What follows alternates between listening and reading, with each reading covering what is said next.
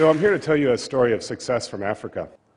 A year and a half ago, 4 of the 5 people who are full-time members of Ushahidi, which means testimony in Kiswahili, were TED Fellows.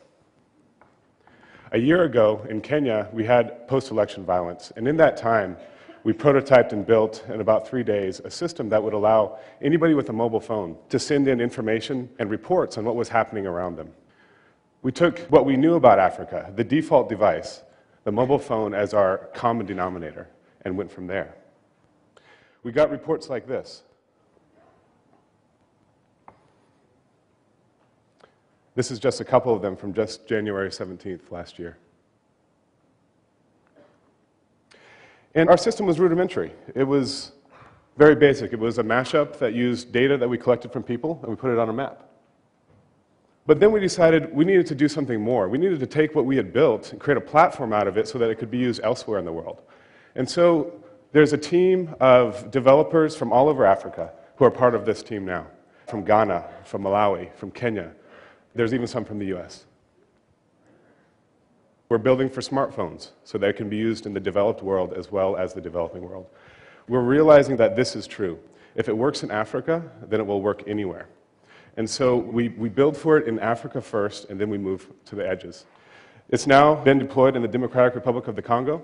It's being used by NGOs all over East Africa, small NGOs doing their own little projects.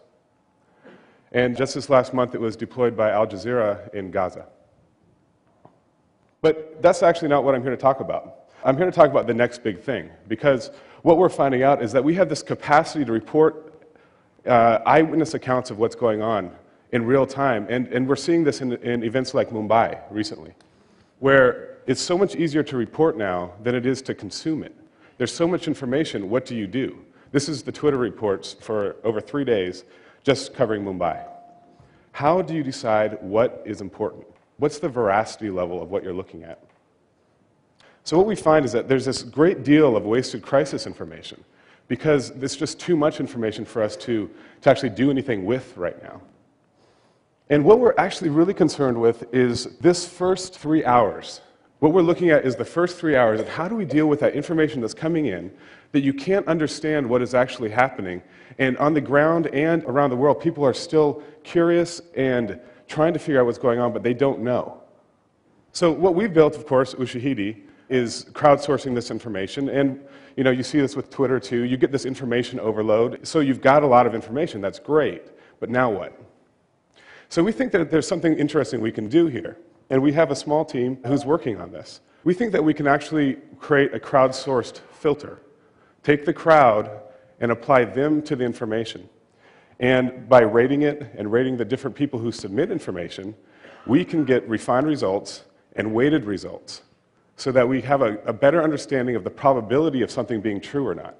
And this is a kind of innovation that is, quite frankly, it's interesting that it's coming from Africa. It's coming from places that you wouldn't expect, from young, smart developers.